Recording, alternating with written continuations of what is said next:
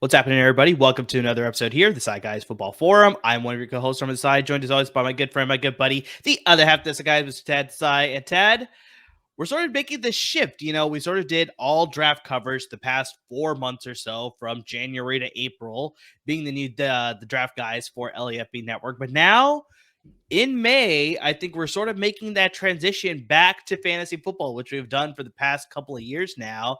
And I think today's episode is sort of like part of that phase out of shifting from the draft stuff to now going back to fantasy stuff and offseason stuff. Obviously, it's not going to be all fantasy content. There's obviously a lot of offseason stuff to get through as well. But just, yeah, I'm excited by today's episode. We're sort of shifting to something we're maybe a little bit more used to. I know being the first year of draft guys, we're sort of a little bit, caught off guard, but I think we did pretty well. And hopefully next year will be even better. But fantasy, I think we're in a good groove now. So this is sort of getting back into that groove.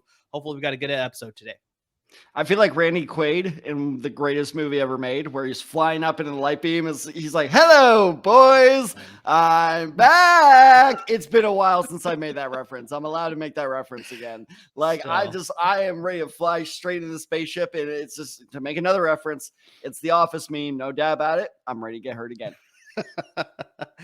Yeah, unfortunately, Tad, I think hopefully this year maybe you'll take the LAFB league I'll a actually more pay seriously. attention to this one. Yes. Maybe my personal league you'll take it a little seriously as well. Like, I mean, yeah, chances it's very much. I can only do so much. No, your personal league, if I had to do a hierarchy, it's the league with my friends, because we still do the punishments, and I don't want to do that. The second one will be LAFB, which I have to entirely credit Al Rowe for, because I didn't really care that I didn't do so hot in that league, because I barely paid attention, and I got so much shit from him during the offseason that I was like, I need to just like stuff this back in his face. So Al, props to you. You are my sole motivation. You were like the not Creed. Well, I guess it was Apollo Creed, but you're the Drago to my Rocky. Like, I'm going to be running up and down those fantasy steps big time this offseason. So just be ready.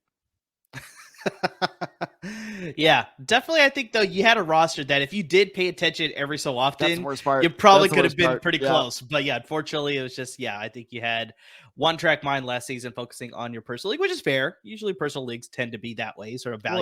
Well, and, kind of the thing known as my career as well. Tends to be kind of important. Yeah, exactly. That too.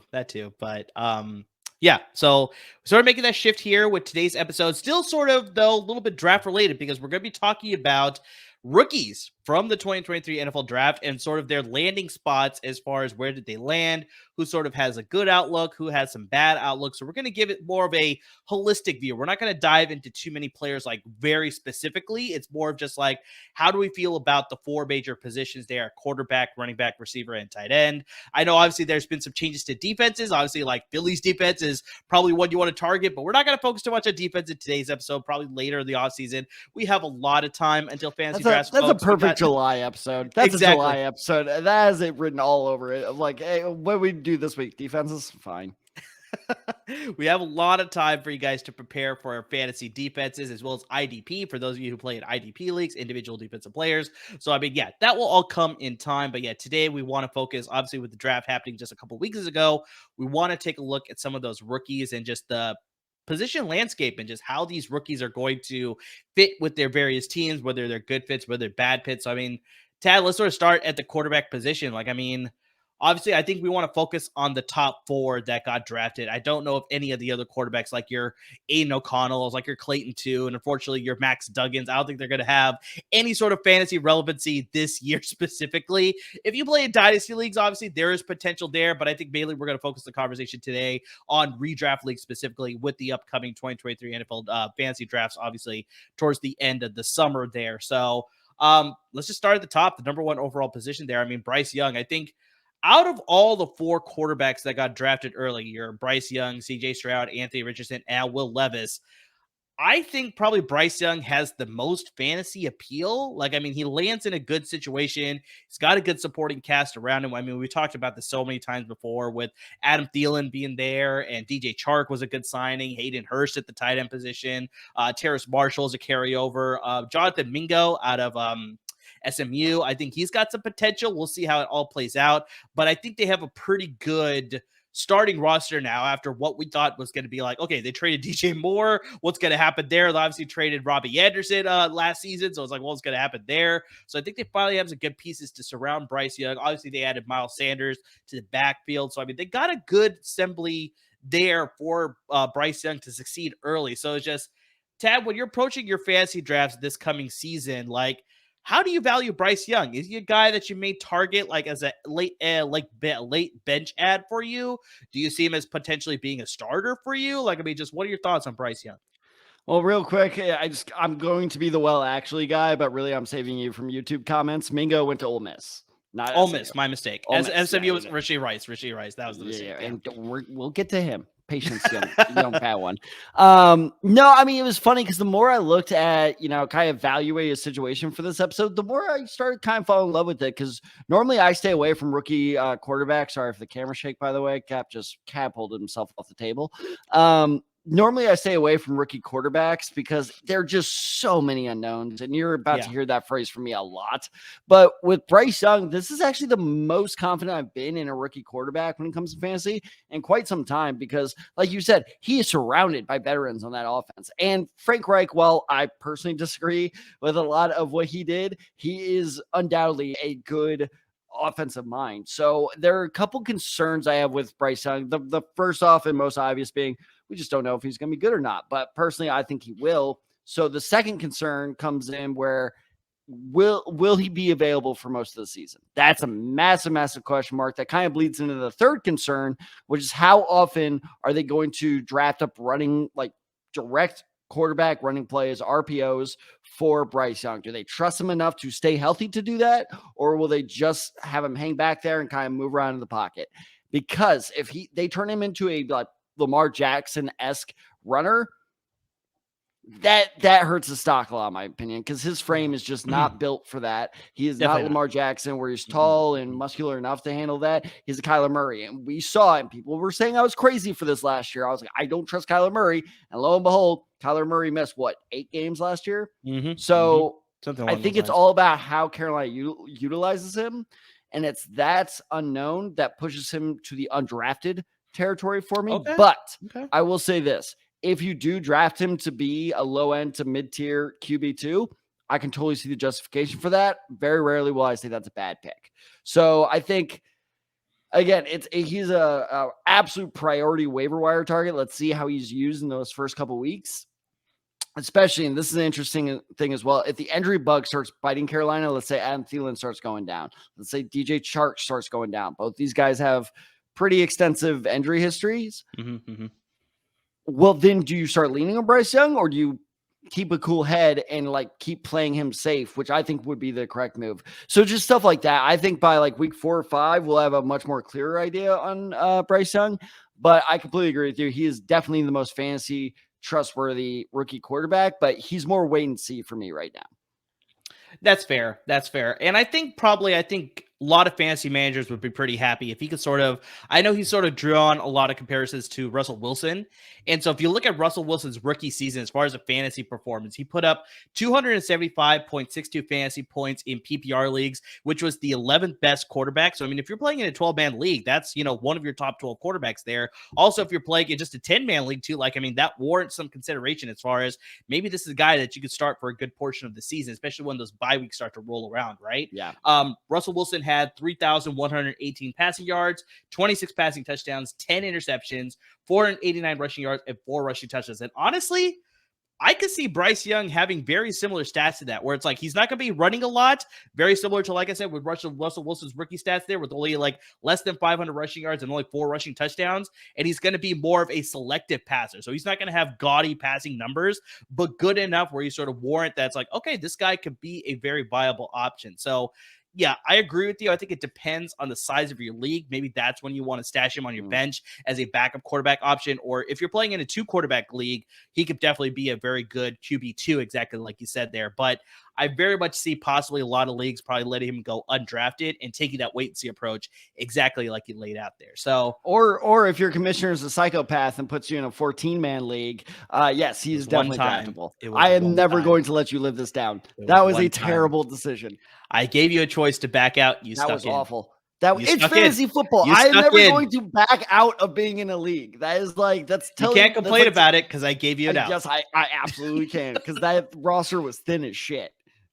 Okay, so let's get through the next couple of quarterbacks. Like I said, I think divert the topic. Some of these guys are, like I said, I think they got some value. I think it really just depends on how they're utilized as well. So it's like CJ Stroud. I think I just worry about his support system there. Like, I mean, if you look at their starting receivers right now, they got Robert Woods, potential, I guess, a little bit. Nico Collins, and I don't know what you want to say there. John Mechie III, who they drafted to be a speedster. We'll see about that. Noah Brown, who they signed for the Dallas Cowboys. I like rookie Xavier Hutchinson, but I think he's going to take some time to develop, so I think he's going to be an instant factor. And then they drafted Nathaniel Tank Dell out of the University of Houston. So it's like, you're forgetting some pieces there. The signing of Dalton Schultz. I was going to get to that at the tight end position. Obviously, they got Dalton Schultz, but just he's the only option then. So it's just, it worries me that just CJ Stroud's not going to get enough weapons there. So it's like, I probably wouldn't value him that much in redraft leagues, especially this season. Dynasty, once again, I think that holds a little bit more value. Now, let's talk about this one, Ted. I want to focus a little bit on this one. Anthony Richardson. So, obviously, we talked about this in our last episode where we're like, okay, the Colts had a pretty good draft. You can sort of say what you want about Anthony Richardson, but I think he was sort of a good option, especially when it comes to fantasy football, because a lot of people were drawing him to comparisons with Cam Newton. And I was giving the comparison to Jalen Hurts from last year, where it's like Shane Steichen could sort of use him in a very similar type of way. So it's like, if you look at Jalen Hurts' stats from last season, Hurts finished as the number 3 quarterback in PPR leagues, 378.4 fantasy points, 3,701 passing yards, 22 passing touchdowns, 6 interceptions, 760 rushing yards, and 13 rushing touchdowns. So I'm not saying that Anthony Richardson is going to replicate these numbers. I'm just saying that it's going to fall very much in line with those type of numbers, as far as like his passing numbers will be lower, but his rushing numbers will be higher, which automatically then, as a quarterback, gives him more value because he's adding that rushing element to his offense, right? So it's like, if he's getting those rushing touchdowns, automatically you're getting more points there. The rushing yards get you more points. And if he does a little bit in the passing game, automatically he gets you at least possibly 20 points a game, potentially. I'm not saying for sure it's going to happen, but just he is a guy that I probably keep on my radar as well when I'm looking at priority agents once we get into those bye weeks, as far as like needing to get a replacement at the quarterback position. And then lastly, I just want to close that with Levis, and I'll pass it to you here for your thoughts on these 3 quarterbacks, is that he's really dependent on if Ryan Tannehill plays or if he gets hurt. Because, I mean, if he gets hurt, then obviously we'll see Will Levis. But even if they insert Will Levis, just like Houston's situation, I don't like the supporting cast that Will Levis has there in Tennessee. Because, I mean, we've done this before, Tad, but their starting receiver group right now is Treylon Burks, Nickel Westbrook-Ikhine, Kyle Phillips, and Racey McMath. Like, outside of Treylon Burks, I don't trust any of those guys. Who is that last person? You made that name up. Bullshit. I swear to God, that is a real name. His real name is Racy. Racy, R-A-C-E-Y. That's like what I would name my toy Hot Wheel as a kid. Racy McMath. That is an accurate, that's an actual name, actual receiver also, in the NFL. McMath sounds like the stereotypical like Irish like AI generated teacher on one of these math programs now. Like, it's Professor McMath. Exactly. And then I like him at the tight end position. I know you sort of knock him a little bit. You're trying to get the Titans to replace him, but Chiggs Okonkwo, their second-year tight end, I think he's got a lot of potential there. But once again, would you stop with this? But once again, it's very similar to Houston, where it's like they only have a select number of options in that passing game. So it's like, how much are they going to be able to get from Will Levis? Maybe you'll see some of the running ability, but just, yeah, I'm not touching him in redraft leagues this year at all. It's once again a dynasty sort of thing. So really quick, do you have any thoughts on any of the 3 quarterbacks that I mentioned in Stroud, Richardson, and Levis? Yeah, I mean, with Stroud, nothing against him. I do still really like him as a quarterback. I was hoping he was going to be the guy the Colts landed, but unfortunately, like you said, that offense around him is, as the kids would say, very mid. I'm hip now, right? I'm hip. Not even close. Kids definitely still say hip, which is a great, case for me. Yeah. But yeah, there's not enough around him, especially with Dameon Pierce's injury kind of throwing that offense even further in flux. I just don't trust him right now. Like you said, dynasty leagues, if they play their cards right, 100%, 2 or 3 years down the road, this could be a very valuable player. But if you're in a redraft league, just stay away from him. Again, by no fault of his own, just the situation he landed in. Anthony Richardson. Now, I agree with you because I kind of struggle with this because I do think he'll have some good games where he gets 2 rushing touchdowns and passing touchdown and get you, like you said, 20, 23 points. Unfortunately, I just don't think he'll be able to do that consistently. So he'll be largely a matchup-based waiver pickup of like, oh, he's playing the 30th ranked run defense. Well, yeah, then that'll probably be a pretty good matchup, especially if you're on a bye week. But in terms of like consistency, I don't see him as staying put on a roster for more than a week or two because it's just you seem to, and by the way, thank you for clarifying that he's not going to have a borderline MVP season his rookie year, comparing him to Jalen Hurts. You're giving me that look, so I just had to make sure that's like, I'm not saying he's going to be. You just compared him to 2 NFL, well, I guess Hurts never won an NFL MVP, but you just compared him to 2 quarterbacks who led their team to the Super Bowl. No, that's fair. That's fair. But like I said, I hope that works out. I hope that comparison works out. Don't get me wrong. I hope it does too for you. It's so weird that you're more hopeful in this guy than I am. But yeah, especially his rookie year, I don't trust him. Again, longevity is a concern too. If they run with him too much, how long can he really stick around? He's not the biggest guy in the world. He's very tall, very muscular, but he's still kind of skinny. So I'm worried about longevity, depending on how much they run with him. So yeah, a waiver guy worth keeping your eye on, but absolutely undraftable in my opinion. Same with Will Levis. Like you said, there's just nothing because that's what hindered Ryan Tannehill's fantasy value as well, was the fact that not only are his weapons, the weapons that offense not good, they hand it off to Derrick Henry 300 times a game. So it's just like, yeah, there's just nothing to love there. I doubt Will Levis even plays much this year.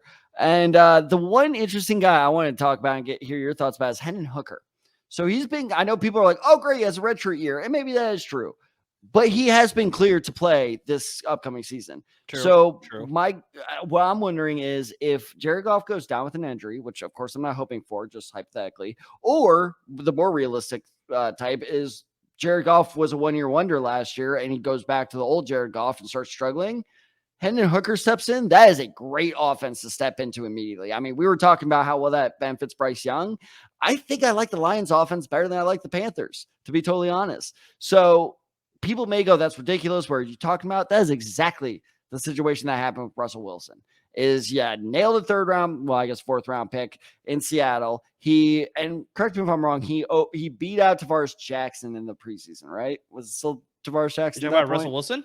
Yes. No, I don't know if you remember this. But he beat out Flynn. It's Matt Flynn. That's exactly Matt Flynn got a big contract after coming over from Green Bay, and he lost his job to Russell Wilson. Exactly. And people were saying at the time, like, this is really dumb. He's a mid-round pick. What are you doing? And we all saw that panned out. So it wouldn't shock me if Hendon Hooker was, this year's Russell Wilson or Dak Prescott.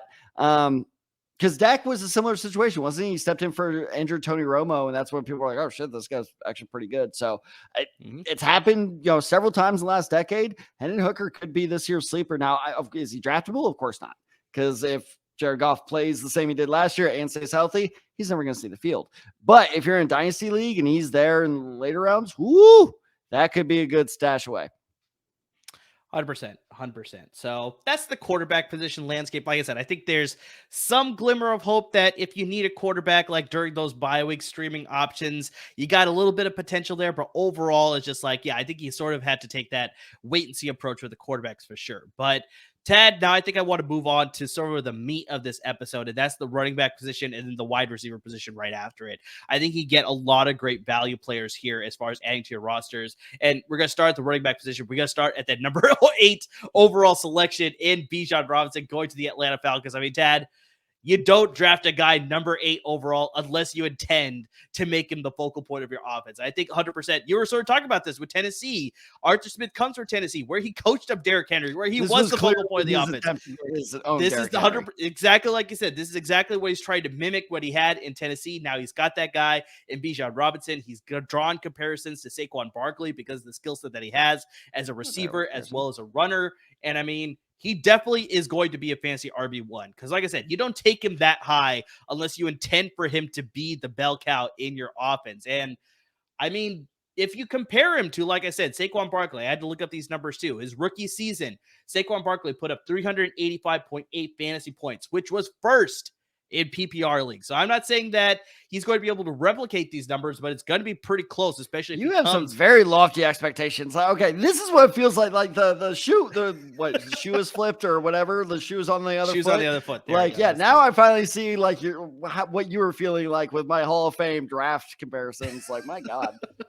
I'm saying that they could fall into similar numbers like this. So you put up look at that. There's a little bit of nuance to comparisons. How about that? Exactly. So 1,307 rushing yards, 11 rushing touchdowns, 91 receptions, which I think could be very similar to what he could see in Atlanta, really? 721 receiving yards and 4 receiving touchdowns. So, I mean, this guy was utilized all over the field. And I know Atlanta has Drake London. They have Kyle Pitts. So they have some other receiving options. But in case they just don't have the time, the offensive line can't hold up to protect Desmond Ridder, then maybe he's going to hit that dump off with Bijan Robinson. He's going to rack up potentially 90-plus receptions in this offense. Like, I mean, it's very much a possibility, but I think he's definitely going to use his running back style. Like I said, for me, I think he's definitely an RB1. I don't think there's any question on that. The tough thing is that this just obliterates any fantasy stock for Tyler Algier, who had a 1,000-yard rushing season last season. I was pushing for that guy so much last season. He finally got the starting job. He looked so great. And then Atlanta does this. So it's like, yeah, Algier is just pretty much a handcuff option at this point. So if Robinson were to get hurt, then you toss in Algier there. But I mean, yeah, he's going to get the crumbs to, whatever that Bijan Robinson is going to be getting in this offense. And so I saw you shaking your head there. I don't think you feel the same way that I do about Bijan Robinson. And so, yeah, I want to hear your thoughts on Bijan Robinson's fantasy stock. I warned fans or listeners that, they'd be hearing this a lot this episode, but it's just too many unknowns. So let me read off a couple stats that I found. So last year, Tyler Algier put up 13 plus points in 3 of the last 4 weeks of the season. Okay. But also last year, Cordell Patterson put up 14 plus points 5 times in the 13 games he played. So that is promising for Bijan Robinson, because if he takes on the role of both those guys, clearly the production is there. Here's the problem. All 3 of those guys are still on the roster. So like what you're saying of like, if he can rack up 90 receptions, if I'm Arthur Smith, I trust Cordell Patterson being my receiving running back more. And I trust more like splitting up the time between Bijan and Algier to kind of start off the season. So I don't so much doubt that Bijan cannot turn into a running back 1, but I think it's just going to happen way, way later in the season than people think. And I think that kind of Hydra approach of the 3 very capable running backs is going to kill every fantasy, promise that they really have. I think they're all going to be running back 2, like low end running back 2 flex options for most of the first half of the season. By the time they really start paying off, it might be too late. So you say clear cut running back number 1. I say I'm not even touching him until the 3rd or 4th round. Because we just don't know. He won't get the option then, because he's probably going to be gone in the first round. My point exactly. But I think that is a very unnecessary risk to take, because we don't know how that split in carries is going to work. Yeah, you're right. He could be the bell cow, and they could just like hit the ground running with him. But come on, I didn't even get a laugh there. That was great. But I don't know how this backfield is going to function. I don't know who's going to still be playing a role. I don't know who's might get cut in late August. Like of course, if it's anyone, it's going to be Patterson. But I don't have enough confidence in Arthur's, because let's be real. Yes, Arthur Smith looks like a genius when you go back to his Titans days. This is the guy that looked at Desmond Ridder and goes, we can win the division with him. And I know you and I are both higher on Desmond Ridder than most, but like that was a very weird decision to barely address. I mean, have you seen the division? He's not completely wrong. Yeah, but that's also not saying much. But exactly, I think it's both sides of the coin, right? Yeah, exactly. It's like Two-Faced. No matter where the coin lands, they're still kind of fucked. Make my own luck. Nice. So I don't know. Like it's just there's that crowd of a backfield is usually very, very bad news fantasy wise. So I'm staying away from that. I'm staying away from all Falcons, really. I don't think there's a single Falcon I put on my roster. Interesting. Interesting. So I think all your reasoning makes a ton of sense, but like I said, I don't think they take him that high when a lot of people expecting them to address the defense or maybe go with like I said, go with the defensive line, go with the corner position, but then they go with running backs. So, I mean, that sort of says something as far as like they clearly target this guy to be a main part of their offense. I think we talked about this last offseason where they're like, we want to shift Cordell Patterson to be more of a receiver. So maybe they're going to put him in the slot and utilize him like, different ways as far as being a running back as well as a receiver a little bit too. So it's just like, but yeah, I 100% it. I like the wait and see approach, but I guess we fell for the trap. I have a little bit more confidence. We fell for this trap last year because we were saying this exact same thing at the same time last year of like, oh, you said Patterson's going to play more slot. That must mean Algier is going to be like your immediate impact rookie. That's how this whole like tidal wave, which you did call, by the way, your tidal wave of support for him started in the summer. Was because we were like, oh, they drafted this very talented running back in the mid rounds. He's looking really good in the preseason. They said Patterson was going to play the slot more. And guess who was the highest scoring Atlanta running back until he got hurt in week 4 or 5? It was Patterson because he duped us. That's the thing. I'm not fool me once. Okay. Fool me twice. No. That's how the saying goes, right? Not even close, but that's all right. Let's move along. We got a lot of other running backs and then eventually receivers that we want to talk about here. So let's get to the next big shock here. Jehmyr Gibbs, number 12 overall to the Detroit Lions. So at the time of the pick, I think most people watching the draft, including you and me included, obviously, were like, what is Detroit doing here? Like, you slotted tight end here. I think I slotted like defensive end or defensive line, possibly even corner. But yeah, they decide to address the running back position to clog up that backfield with Jehmyr Gibbs. At the time, Jehmyr Gibbs, DeAndre Swift, and David Montgomery.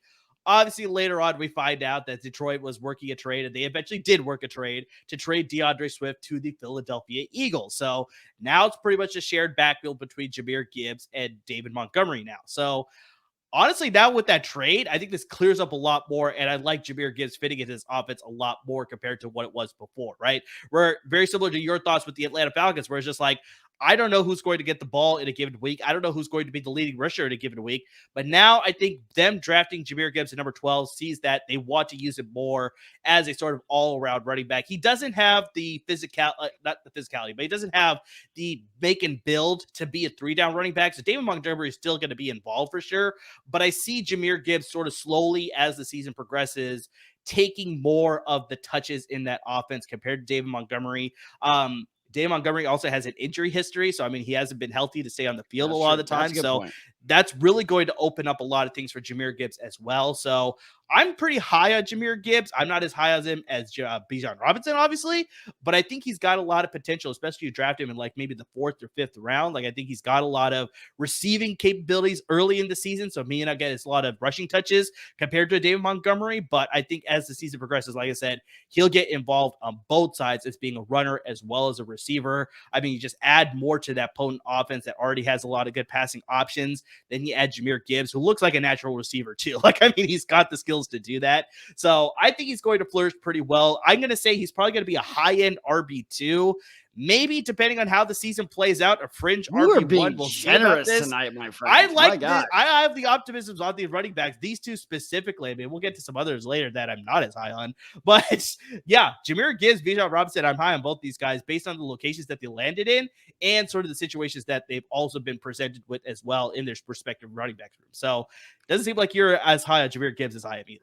I mean, I like it more. Like you said, the DeAndre Swift trade definitely helped to obviously expand his role in this offense. But I mean, high-end running back too. Like, dude, David Montgomery, if he can stay healthy, fits more of the, I think, mold of how that offense runs, of just like air it out. Okay, get us a couple yards. Air it out. Okay, get us a couple yards. So I don't think they really utilize the running part of running back all that well. They utilize more of the receiving part of that. The problem is the way that offense worked last year, and assuming it works the same this year, running back was usually the 3rd or 4th read. So while they utilize them very well, and I think Gibbs will see a lot of playing time, I'm not sure if the production is going to match the playing time. So I think he'll be used more. And I do completely agree with you on this. I do think he'll be used mostly as a change of pace back at the beginning of the season. And if he can prove himself as a runner, which he may or may not be able to. That's the hardest part of scouting him. I was like, I don't know if you're going to quite be able to do this in the NFL, but we'll see. So if he proves himself as a runner, 100%, I think running back 2 is in the conversation. But going right off the bat, going into August and September, if you're a gambler, in the draft. I like him, as a flex option if you feel like taking that risk. Otherwise, I like him as a speculative add to your bench. But either way, he's draftable. I don't think I'd be shocked if he went undrafted in most leagues because he will have some type of sizable role in that offense. I think you are expecting a little bit bigger of one than me, but I think that it's just he is a wait and see guy, but he is a bench and wait and see guy. If you expect him to be on the waiver wire, you probably will be disappointed, and rightfully so. All right, fair. Like I said, maybe I'm just a little bit too optimistic with both these guys. We'll see how it all plays out. You are, but today. Let's get to the other side of the pillow here, where it's just like there's a guy that we sort of talked about during the draft, and I kind of spent a little bit more time talking about him today and his situation. Zach Charbonnet with the Seattle Seahawks out of the University of UCLA, obviously.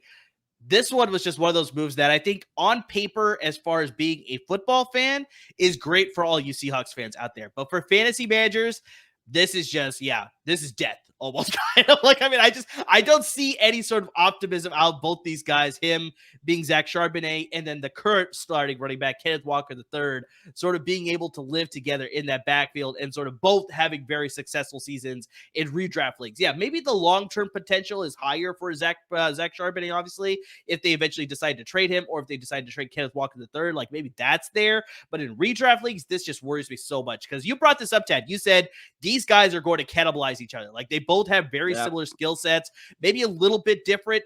Kenneth Walker's a little bit more of a bruiser compared to Zach Charbonnet. Zach Charbonnet is a little bit better of a natural hands catcher compared to Kenneth Walker III. So they have a little bit of a difference between them, but still, they're both going to be very good running backs in that sort of situation. But just, it sort of kills any sort of fantasy stock that, believe me, when Rashad Penny signed in Philadelphia, I was like, Kenneth Walker III is my guy going into every draft next year. And then what happens to Zach Charbonnet? I was just like, well, there goes that plan. Now I have to redirect, obviously. But thankfully, it's only May. We have a lot of time to go before that. But Tad, I want to throw this out to you here. It's a pop quiz.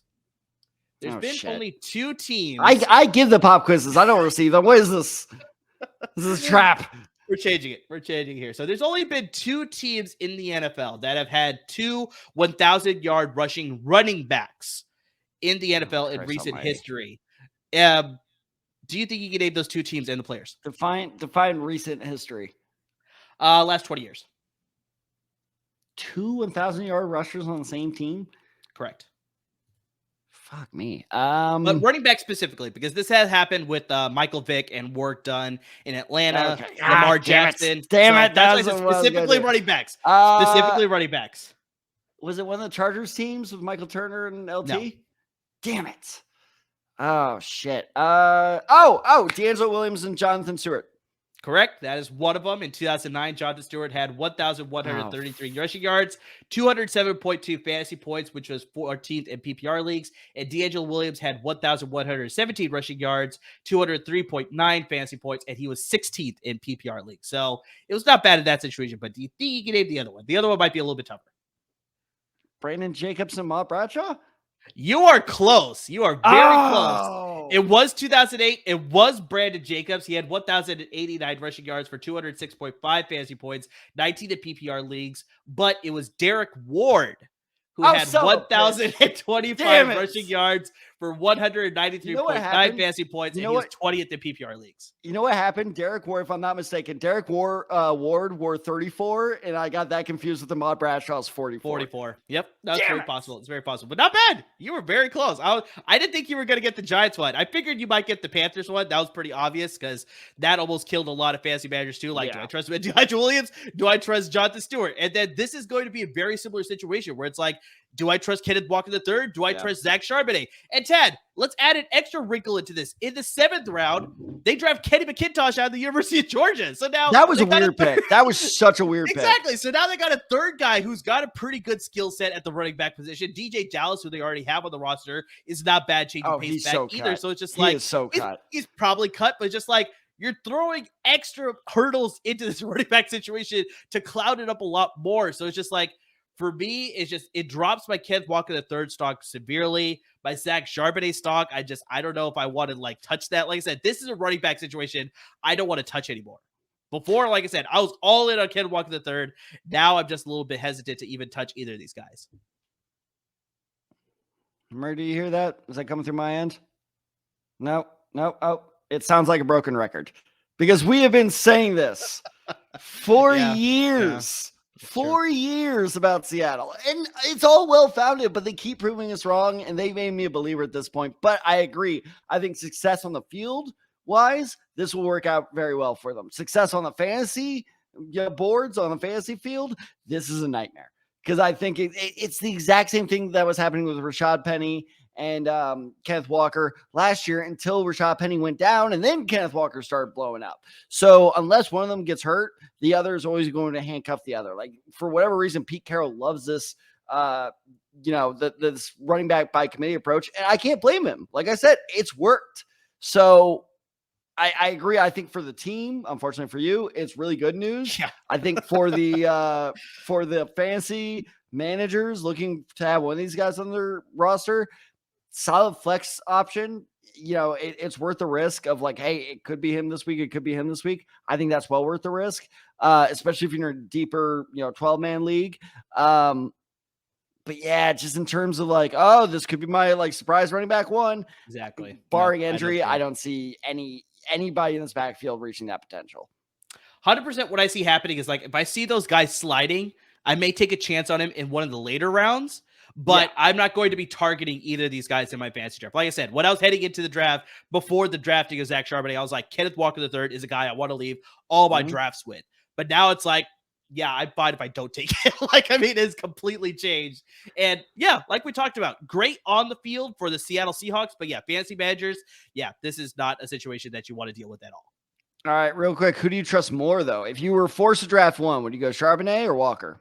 I'd probably stick with Walker. I think I saw it a little bit more there. We have to see whether Charbonnet can sort of translate those skills to the NFL. And I think he can. I'm not saying he can't, but it's just like I've seen it with Ken Walker last year. He's familiar with the system. Go with a known product. Exactly. So that's where I have my trust here. So, Tad, let's close out the running back position. I want you to give me a sleeper guy that not a lot of people are talking about that you like as far as a fantasy, potential, like, flex play or like just a bench guy that can, be a good streamer for you or, a high priority free agent addition later in the season. So both these guys are going to make it look like I'm very, very biased, but I swear to God, I'm not. The first one that is really intriguing, but it's very situational based is Kendre Miller, the 3rd-round pick that out TCU. Wow. This is spooky because we did not share notes. I have Kendre Miller as one of my guys too, so this is fantastic. But this is why it's so situational, is because it largely depends on, does Alvin Kamara play most of the season? And that is still very much up in the air. I really do think that hammer will drop. If it does, sometime in July is usually when the NFL kind of drops, those big time suspensions once they have enough time to investigate and everything. So if Kamara is suspended, Kendre Miller shoots up my draft board. He goes from an undrafted guy to like, I don't know, 5th, 6th round consideration, because I know people are going to say like they have Jamal Williams, but here's the thing about Jamal Williams. He only had 12 receptions for the Lions last year. And the Saints offense, assuming it runs in the traditional Saints offense way, I know people are going to go, well, this isn't the Sean Payton offense. It pretty much ran the same. It runs through a lot of passes to the running back. I think that was a big reason why they drafted Kendre Miller, because they said if Kamara does get suspended, we don't have a whole lot of confidence in Jamal Williams to really be able to carry us. So will he be like a running back too? No, but I think he could turn into a very, very viable flex option. Now, with that said, if nothing happens to Kamara, first off, why? Second off, just look up Kamara beating those pictures. But if Kamara ends up playing most of the season or all the season, don't draft Kendre Miller. I'll stay away from that. Now, a guy, and this is a deep, deep sleeper and a potentially big risk, but I'll be interested to hear your thoughts on this. Yet another former TCU running back, but the trader decided to go to Ole Miss, is Zach Evans. Okay. Is a fascinating running back to look at, because his time at TCU, he was our star running back. He had this great physicality. I was legitimately talking myself into he could go late 1st round, and then he decided to transfer to Ole Miss. Nothing against him. Jokes aside, the program was looking down and he wanted out because he was a 5-star recruit. So he goes to Ole Miss, where he does rush for nearly 1,000 yards. but his yards per rush went down. So he averaged 7 yards per rush in both of his seasons at TCU. Went slightly down at Ole Miss. And then he lost his job to a true freshman, which I think is the reason he slipped so far into the 6th round, is because people are like, that was kind of weird. And I'm going to be totally honest here. His passion is a question. Like I said, not his passion, I should say his loyalty. He jumped ship from TCU the second it looked like it was sinking. Then and there were a lot of rumors around the Ole Miss program that as soon as he started losing that job to the true freshman, he was like, fine, I'm not going to try, and just backed off and let the true freshman kind of take over it. So that is a concern. But speaking of running back drama, he goes to the Los Angeles Rams. I know they said they reconciled, but I don't know about you. I feel like the Cam Akers Rams relationship is just bound to end in flames, like a It's going to be interesting to see how that all plays out. Yeah, and let's not forget that Cam Akers has also had his fair share of injuries. So I think Zach Evans, if you're in a deeper league, like a 14-man league, Zach Evans might not be a terrible last 3-round ad, because there is potential there for him to kind of not take over the starting role, but cement himself a role in that offense, especially because, it's my turn to make a kind of out there comparison. It's not the perfect comparison, but his style does remind me slightly of Todd Gurley, where he's kind of like, it's not like he's a trucker, but he's a physical back where he just kind of, it's like bumper cars, right? He just kind of bounces off everybody. So maybe they revive that Todd Gurley magic in this offense with Zach Evans. It's possible. So yeah, I love the Kendre Miller pick, especially I want to throw in this point. Jamal Williams scored 17 touchdowns last season. That was crazy. I did look that up earlier tonight. I don't know if he's going to replicate that this year. So I think you probably see a lot more Kendre Miller, even if Alvin Kamara doesn't get suspended. I think they're going to utilize him a little bit more, sort of like a 3 running back system. I think it brings a little bit more to the running game as well as the receiving game compared to a Jamal Williams, exactly like you laid out. So I think even if Alvin Kamara by somehow avoids getting suspended, I still like Kendre Miller. Just maybe not as high as if Alvin Kamara would get suspended, but I still like him a little bit. So maybe high priority free agent, maybe last guy on my bench sort of situation there. In case anyone was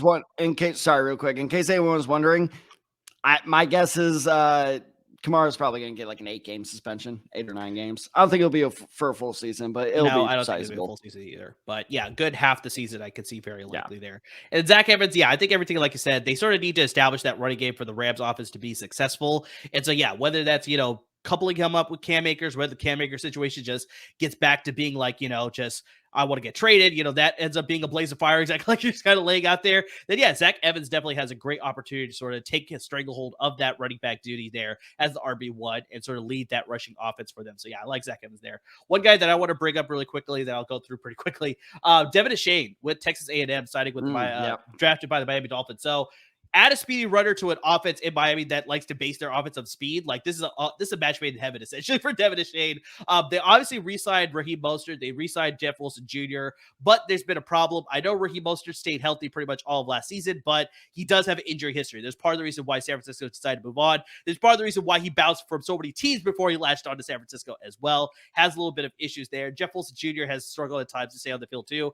Devin Ashane, if he can stay healthy and he can usurp that role, he's got just electric speed. I'm watching tape of this guy. It's just like he's a home run play waiting to happen. And you put this in Mike McDaniel's system here now, I think he could hit that zone offense, get off the edge. I think he could be a very dangerous threat for you guys. But that's the biggest thing. He's going to be playing behind Mostert and Wilson. But like I said, there's a little bit of a good handcuff opportunity there because both those guys sort of have a hard time staying on the field. Mike McDaniel likes to mix in his running backs too, very similar to Kyle Shanahan. We all know about the San Francisco running back situation. Not anymore, but in the past, obviously. So this could be a very similar situation. As soon as he sees more of a shade in this offense being successful, maybe he'll start to get more touches. So that's a guy to keep on your radar. Maybe you don't want to draft him, but just once again, a guy to keep on your radar as the waiver wire starts coming in once we get into the middle of the season for sure. Yeah, my notes for Ashane, who was also a pick of mine, almost nearly identical. Like he's a home run player, not even just a home run, like it's touchdown or bust. Like he just gets good chunks when he large amounts of space. Myles Gaskin is also there. He is a prime cut or trade candidate in the preseason because I don't think he's going to make this. We saw him struggle with the system last year. Like you said, I think Jeff Wilson and Mostert are going to kind of get in his way. And I don't mean play style. I mean like fantasy performance wise. I think he'll be a lot like Jamichael Hasty was when Hasty randomly got good. Those like last 3 or 4 weeks of the season, everybody was like, "Who the fuck is this guy?" So I think like just look out because once he hits that spark, McDaniel tends to ride with the hot hand, as does Shanahan. So I think what like that first big performance by Shane, that's when you go after him. I agree. Don't draft him because I think it might be a bit of a slow start, but once he puts up, I'd say like 10 plus points, risk it. Like that receiver where you're like, oh, the receiver might still break out. Nah, drop the receiver, get a shake.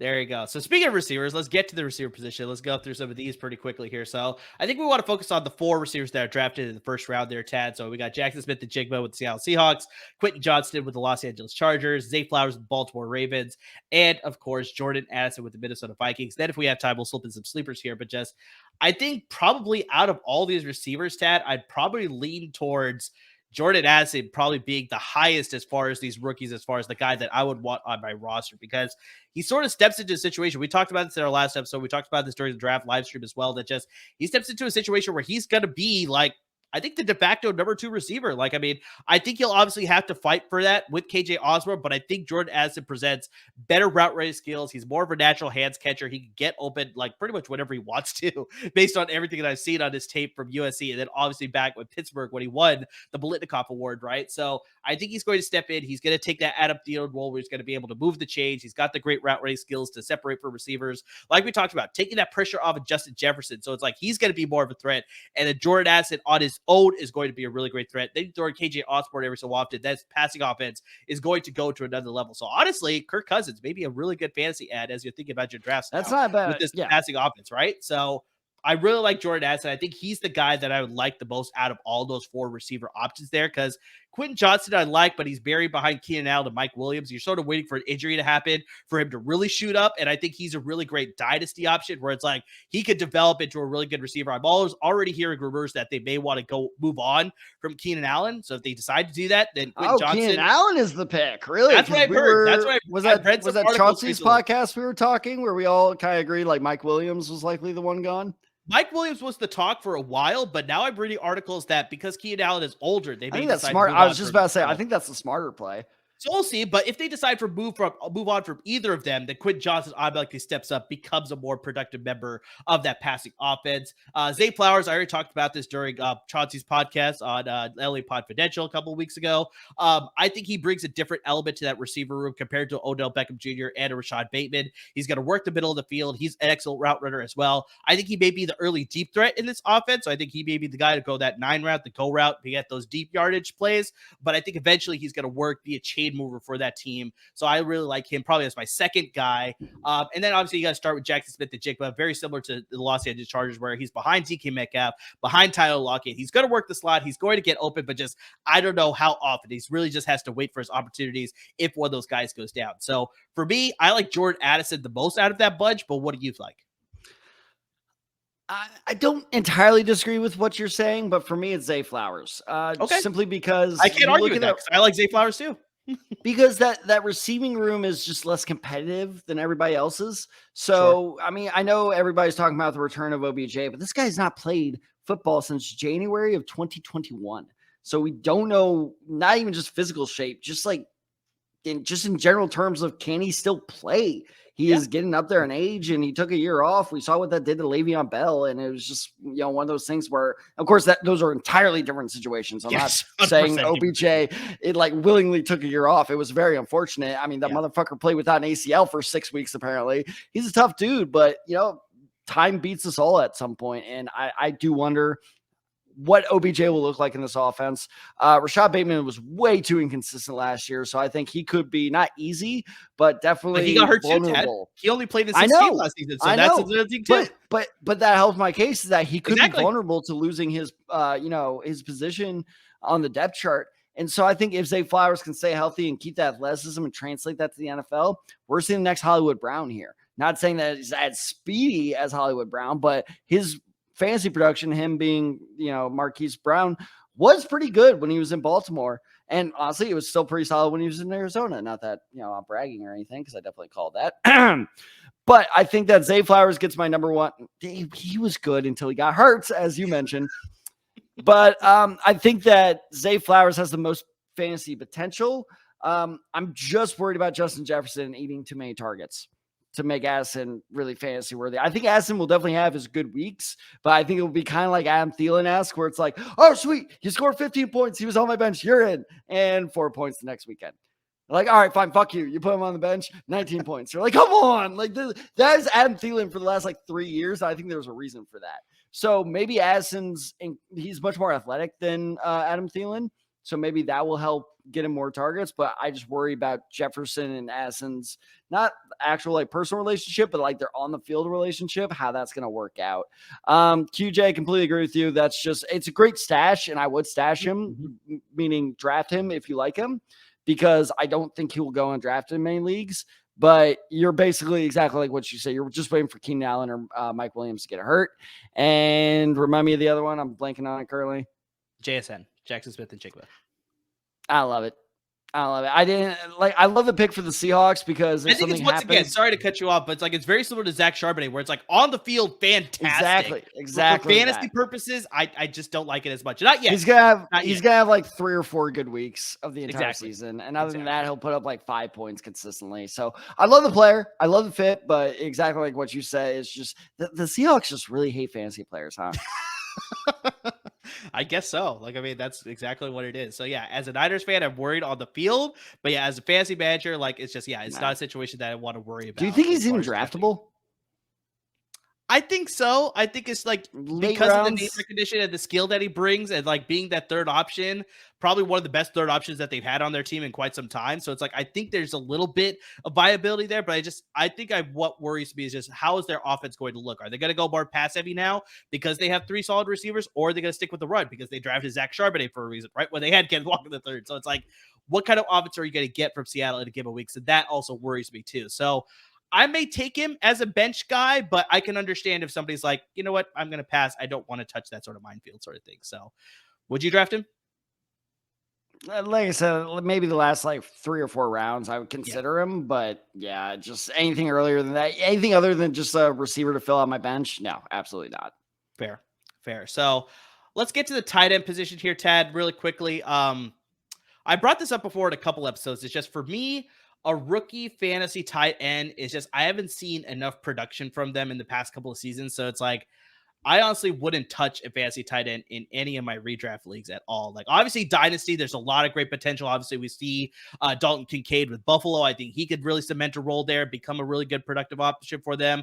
We saw Luke Musgrave going to the Green Bay Packers. I think he could develop into a good option. Also going to the Green Bay Packers, Tucker Kraft. We both really were high on Tucker Kraft as well. So him going to Green Bay, I think one of those guys could really get a really good receiving role to support Jordan Love. I think that's the big thing. We have to see what Jordan Love's going to do in Green Bay. And then also Michael Mayer finding a way to slide to the Las Vegas Raiders, especially when they traded Darren Waller. He's definitely going to get involved a lot. So it's I like his potential there, but just in this rookie season, it's just, I don't think they're going to get involved enough where I'm okay, I want to target these guys as potential backup tight ends, or even obviously definitely not starting tight ends as well. But just, I want to pass it to you here. Just how do you feel about rookie tight ends and just this tight end landscape? Are there any guys that you're willing to draft, or is just are you avoiding them all? And just what's your overall thoughts? There's only one guy I'm really targeting, like you said, as a backup. Do not draft this guy to be a starter, because backup tight end, I actually even disagree with the concept of a backup tight end. I never draft one personally. But if you do, I think this guy's well worth the risk. And that's Michael Mayer, who you brought up, because I'm so glad you brought up lack of rookie production, because I know what people are thinking. The Raiders just got Austin Hooper. The Raiders just got OJ Howard. How could Michael Mayer possibly beat these guys? Amir, do you want to know the last time Austin Hooper went over 500 yards in a season? I want to say it was his last season in Atlanta. So I think that was 2017? 2019. 19, damn. Do you want to know the last time OJ Howard went over 500 yards in a season? Never, right? 2018. Oh, he did. Okay, he actually did. It's the only time he's done it in his career, though. It's the only time he's done that. So, again, these are guys that Hooper at least has earned that. Hooper had that one giant year. That's why he got his and we fat talked- contract from Cleveland. Exactly. And we've talked about this on the podcast before. OJ Howard is one of the most puzzling players in the NFL because it's just like, he can be good. He can be good. And we have had 8 years of him not being good. I don't know why teams keep buying into this. So honestly, it wouldn't shock me if OJ Howard was one of those surprise cuts in the preseason because he never lives up to his athletic potential. Everyone wants him to be Evan Ingram, who, by the way, everyone's calling the next OJ Howard until last year. So I do think that window is more open than people think for Mayer to, if he lives up to his potential, step in as that starter. And even if he doesn't, let's not forget that Josh McDaniels' offenses run better through multiple tight end schemes. So even if Mayer isn't the starter, he could still have some pretty solid fantasy production. But yeah, it's Mayer. That's it. Because like other guys, I mean, this is a guy I really fought for throughout the draft process. I still think he will be good, just not with the team he was drafted by, Darnell Washington. I don't understand why Pittsburgh drafted him. I think Freiermuth is the better red zone target. He's more polished. I think he's going to bury Darnell Washington's production. Like we said with the Seahawks, I love him for on the field. Now you have one of the most fearsome, like blocking tight end duos in the league, probably the most fearsome. But in terms of fantasy production, I don't think Darnell Washington is going to do much. Guys, you already brought up, I am staying away from Tucker Kraft and Luke Musgrave. Whatever. Like, it's just, it all determines of like, which one does Jordan Love love more. There you go. Yeah, see. And by the way, this is also assuming Jordan Love is going to be good because I think that too is going to. Like I said, it's very much, it's the crux of that offense. It's very much the crux of that offense. If he succeeds, then that offense will succeed and the team will succeed. But if he is terrible, obviously everything else will fall into play, just like a domino effect there, where it's just like, it's not going to be good on the field. It's definitely not going to be good for fantasy managers either. I nothing against Jordan Love. I have nothing against him personally, but the little bit we've seen from him, I've been wholly unimpressed. So Aaron Jones is draftable. Maybe Christian Watson you can talk me into, but Christian Watson is draftable. But other than those two, I don't think there's anyone on the Packers offense I would draft.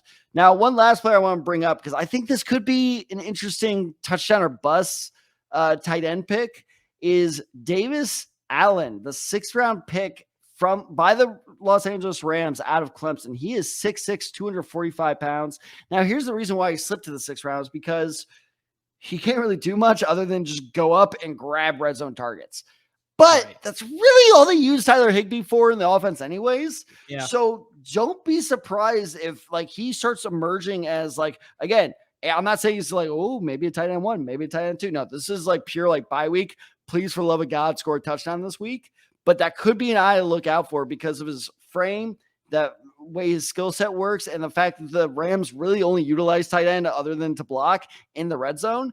I could see him rising up the ranks in that Rams offense as well, especially because Higbee, while good, just never really clicked in this offense. I don't know what was going on there, but I think that is a name to potentially look out for, especially as the Rams try to go younger. They might try to get these young guys more experience. So a name to look out for, and obviously not nowhere near the draft, but if he starts catching a couple touchdowns, weeks in a row, I think that's worth a discussion in the fall on this podcast.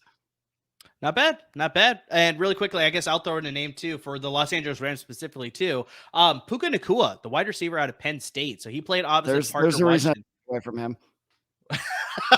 Yeah, makes sense. Makes a ton of sense there. So outside of Cooper Kupp, this receiving, like the spots in this offense is very much up for grabs because Cooper Kupp only played 9 games. We talked about this a lot during the season last year. He only played 9 games last season. This is my favorite stat. He still led all receivers in targets by over 30. The next closest was Ben Skoranek with 61. He had 98. So it was 37 or 36, excuse me.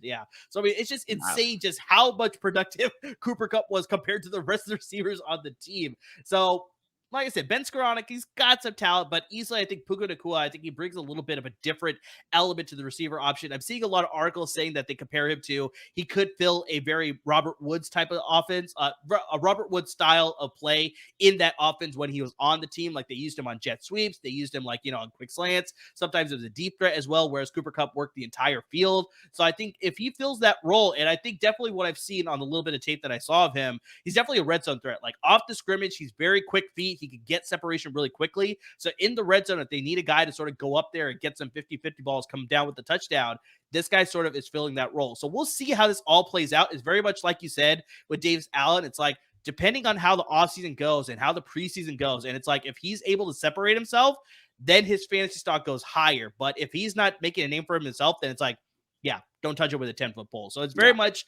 we have to see how the summer goes, how the training goes, how he's picking up the offense. But Sean McVay targeted this guy and called him personally when they were about to make the selection. So I think he has a very high value on him. I bet you he's going to try and find ways to get him on the field. And the more that we see of him on the field, he could be a very good, interesting X factor in that Rams offense, and also for fantasy managers as well. Yeah, I think the interesting thing with this Rams offense is a lot like what you said. A lot of positions on this offense are up for grabs. So this will truly be, this is, I mean, and maybe Rams fans may disagree with this, but I honestly mean this when I say this.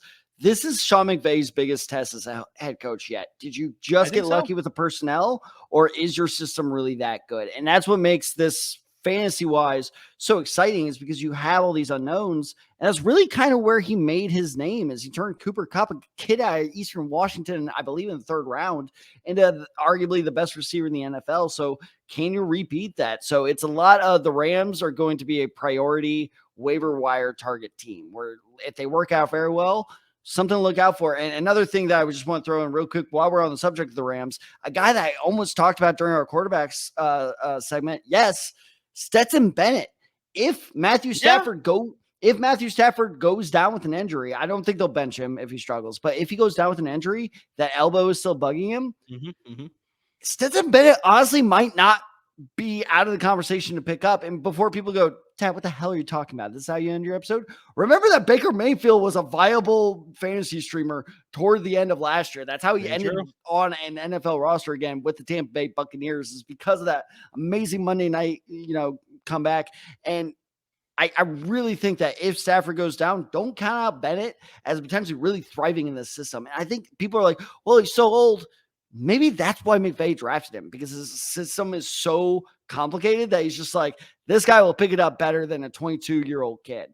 So I think Bennett, if Stafford goes down, worth looking at.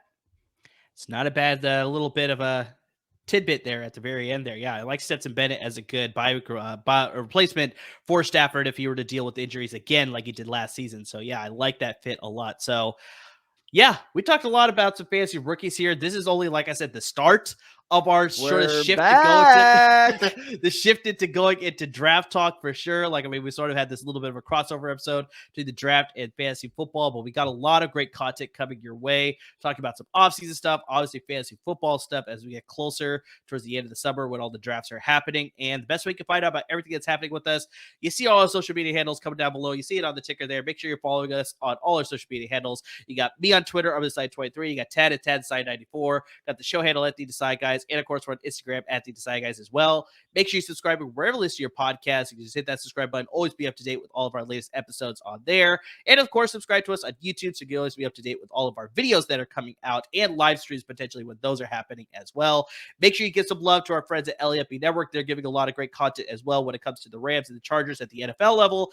And of course, at the college level, the Trojans and the Bruins. So make sure you give them a lot of great content. Subscribes and following them on social media as well. We've had a lot of them as guests on our live stream and previous episodes. They give a lot of great stuff. We love them. That's why we're part of this great network here. So make sure you give them some love as well. So guys, make sure you're interacting with us. Make sure you're watching us. Make sure you're listening to us. And everybody who's already doing all that stuff, we can't thank you enough.